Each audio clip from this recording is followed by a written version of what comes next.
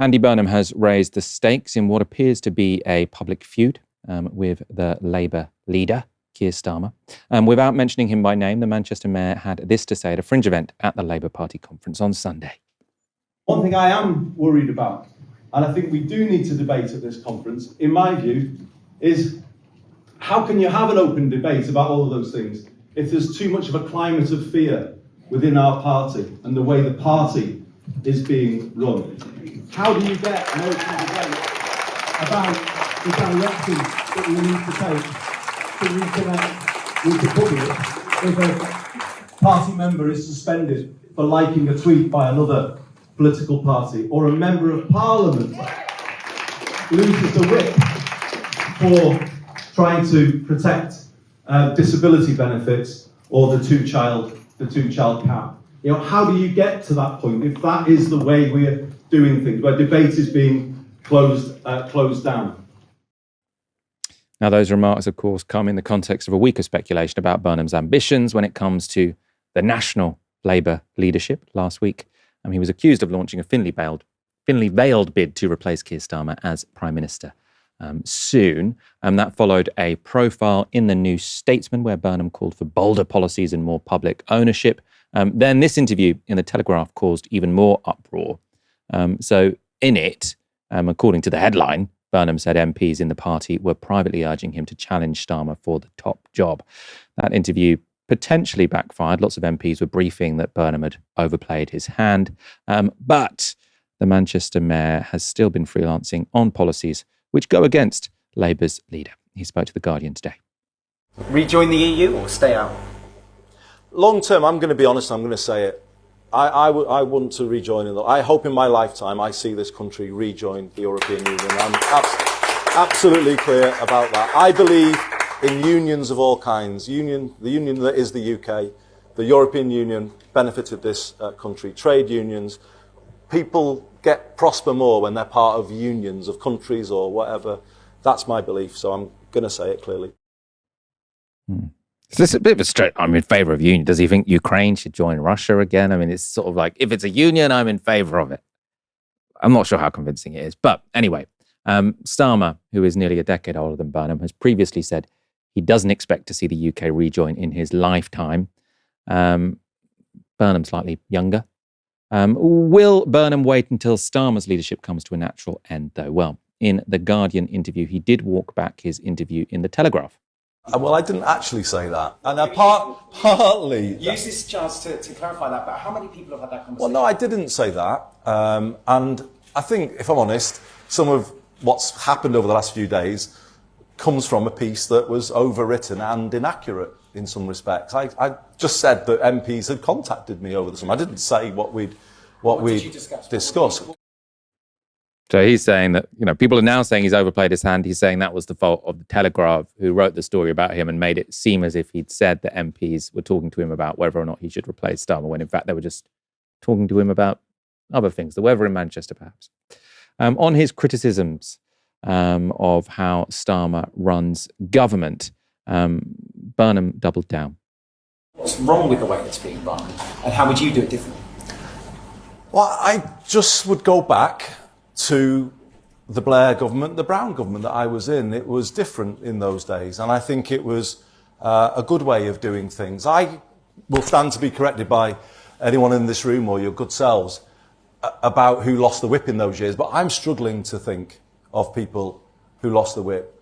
And actually, there was a sort of feeling then that sometimes voices from all parts of the party are important. So he's saying how Starmer is more factional than I presume he was talking about Blair or Brown there. So what will have Starmer worried? Because I think it's probably MPs who are friendly to Keir Starmer who are now sort of briefing newspapers, Andy Burnham's really overplayed his hand, he's fucked it, he's an amateur. That might be the case, but this is the polling that will really have Keir Starmer worried. So according to a YouGov poll of Labour members, if there were to be a leadership election between Starmer and Burnham, 62% would go for Burnham, with only 29% voting for the current Prime Minister. Ash, this follows polling suggesting that a majority of Labour members don't want Keir Starmer to be the leader at the next general election. It's also the case that Andy Burnham is more popular with the public than Keir Starmer. What do you think? An argument is that Andy Burnham has overplayed his hand and now looks a little bit sort of silly. When you have to sort of go really far that you have to end up walking it back, it does make you look a little bit amateur. But I mean, he's clearly got something that Starmer doesn't. Well, yeah, I mean, I think he's got quite a few things that Starmer doesn't. I mean, one, he doesn't have a dreadfully adenoidal voice. Two, I think he's just that little bit more charismatic and telegenic. But there are, I think, some interesting parallels that you could draw between Keir Starmer and Andy Burnham, which is right now, Andy Burnham sounds a lot like Keir Starmer in 2019, 2020, when he was trying to make a pitch to the Labour membership. So he was trying to present himself as sort of, Corbynism in a suit, 2017 Corbynism in a suit. And you remember those 10 pledges, defend freedom of movement, common ownership and all of this stuff. It was a leadership campaign designed by Morgan McSweeney. There are, I think, very good reasons to think that it was deceptive from the start. But that's the pitch that you make to a Labour membership. And right now, that's what Andy Burnham is doing. And so for me, whether or not he would be practically any different from Keir Starmer down the road in terms of a big old shift to the right, I think that you have to ask yourself, well, what are the forces that would be acting on him? And what does he have, in his back pocket to withstand those forces? Having a better speaking voice and being more telegenic isn't all there is to it.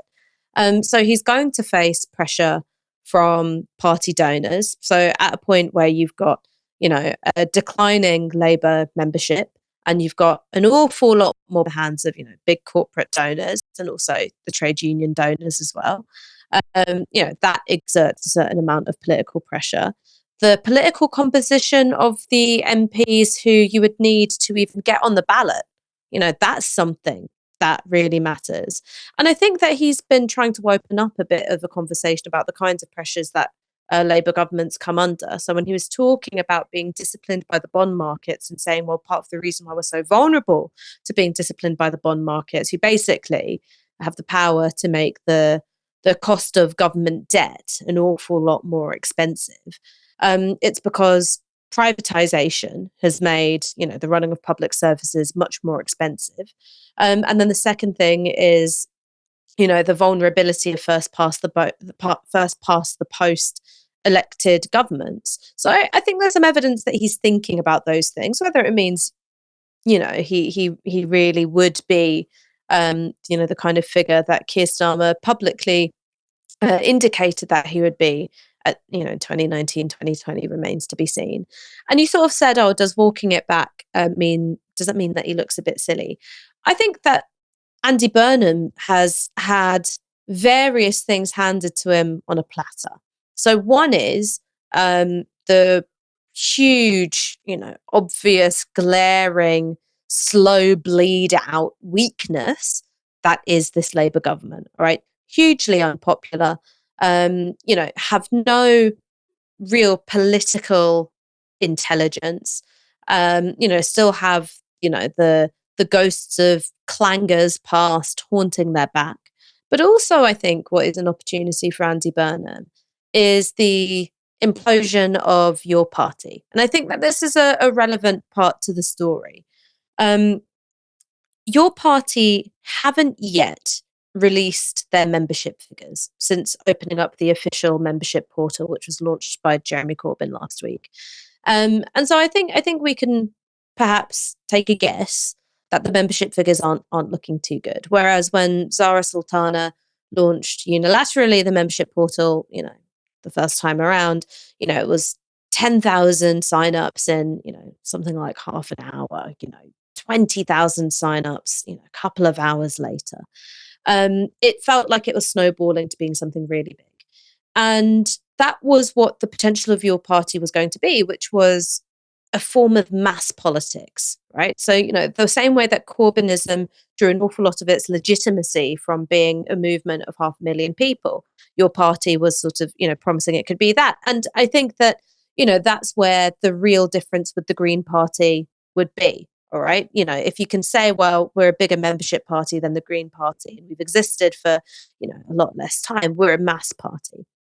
They haven't released their membership figures. So it's sort of, I think we can infer that the membership figures are certainly not looking like they're going to contend with the Green Party anytime soon, which means that it's looking less and less like it can be a mass party. That might change. It might change after its founding conference. It might change if there is a sort of, big influx of energy from the grassroots, or there's a, sort of catalyzing leadership election. It doesn't look like it's going to be a sort of a mass opportunity for the left. Andy Burnham comes along and he's like, okay, government have fucked it.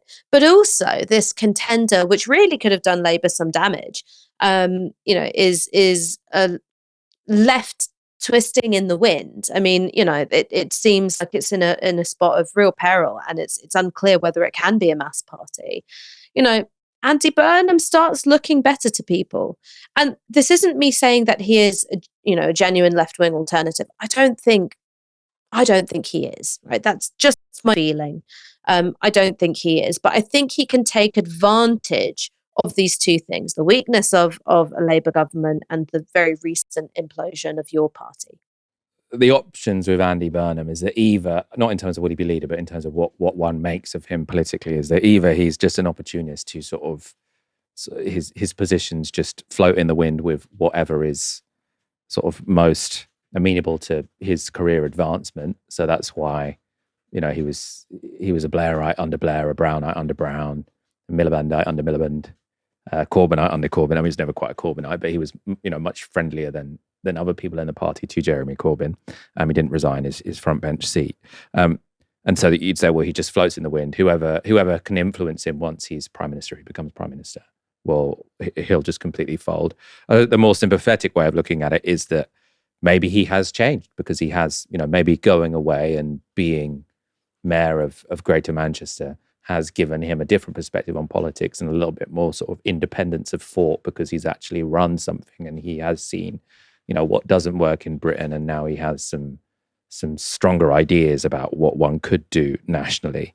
I think the jury's still out on which one of those is closer to the truth. I imagine it's a little bit of both.